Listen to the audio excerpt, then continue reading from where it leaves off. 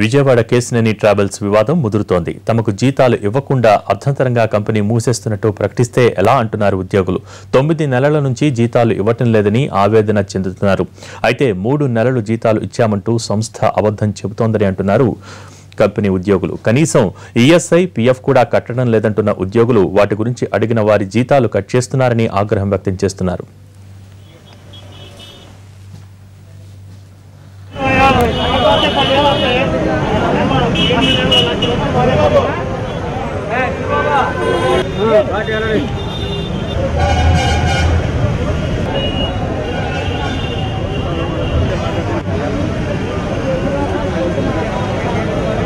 ఇవ్వటమే కాదు, వీళ్ళకి రావాల్సినటువంటి సదుపాయాలు, గ్రాట్యుటీ, పిఎఫ్, ఈఎస్ఐ ఇటువంటి సౌకర్యాలు ఏమీ లేకుండా ఎన్నాళ్ళు నీ సంస్థలో మెయింటైన్ చేసుకుంటా వచ్చావు. మరి ఇప్పుడు వాళ్ళ భవిష్యత్తు ఏమిటని చెప్పనేది అడుగుతా ఉన్నారు. ఉపాధి ఏమిటి? ఇప్పుడు అలా ఆలిపే క్షణం నువ్వు రోడ్లు పడేస్తే వీళ్ళ భవిష్యత్తు ఏమిటి? వీళ్ళ కుటుంబాలు ఏమైపోతాయి? వీళ్ళ భార్యాబిడ్డలు ఏమైపోతారు?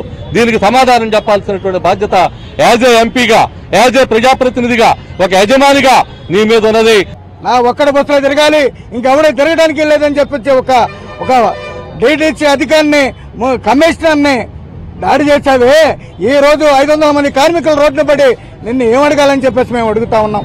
కనీసం 9 నెలలు జీతమే కాదు, 10 సంవత్సరాలు, 15 సంవత్సరాలు, 20 సంవత్సరాల నుంచి పనిచేస్తున్నటువంటి కార్మికులకి కనీసం రావాల్సినటువంటి గ్రాట్యుటీ కానీ, పిఎఫ్ కానీ, ఈఎస్ఐ కానీ ఆ సౌకర్యాలు ఉన్నాయా లేవా అని చెప్పేసి అడుగుతా ఉన్నాం. నువ్వు చేసిందంతా దొంగ వ్యాపారమా, చట్టబద్ధంగా వ్యాపారం చేసావని చెప్పేసి మేము అడుగుతా ఉన్నాం. మాకు జీతాలు వచ్చేంత వరకు ఉపాధి లేదు. ఇళ్లలో ఇంటి కట్టాలి, పాల బిల్లు కట్టాలి, స్కూల్ ఫీజులు పెట్టాలి. ఇంటిగా పరిస్థితులు మాకు బాగాలేవు. 8 నెలలు జీతం రాలేదు కాబట్టి బాగలేదు. అందరికీ చెప్పుకుంటూ వచ్చాం, రేపిస్తాం, ఎల్లుండి వస్తాం, మా సార్ లేరని. నిన్న ఏం చేశారు? పేపర్ స్టేట్మెంట్ ఇచ్చారు వాళ్ళు. నేను బస్సులన్నీ ఆపేస్తున్నాను, మా అసలు మా వర్కర్లకు 3 నెలల జీతాలు ఇచ్చాను, నేను మాకు ఇవ్వకుండా 3 నెలల జీతం ఇచ్చానని చెప్పేసి పేపర్ స్టేట్మెంట్ ఇచ్చారు. ఇంటి ఓనర్లు ఏం చేశారు? ఎవరో 3 నెలల జీతం ఎక్స్ట్రా ఇచ్చారంట కదా, మా ఇంటి బిల్లు ఎందుకు ఎవరు, పాల బిల్లు ఎందుకు ఎవరు, వాళ్ళ గొడవ, అప్పుల వాళ్ళు గొడవ. ఏ ఉద్యోగానికి వెళ్ళాలని ఎక్కడ ఖాళీ లేదు.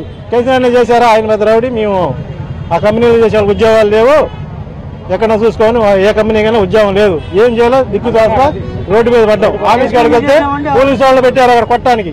అందుకని ఇక్కడ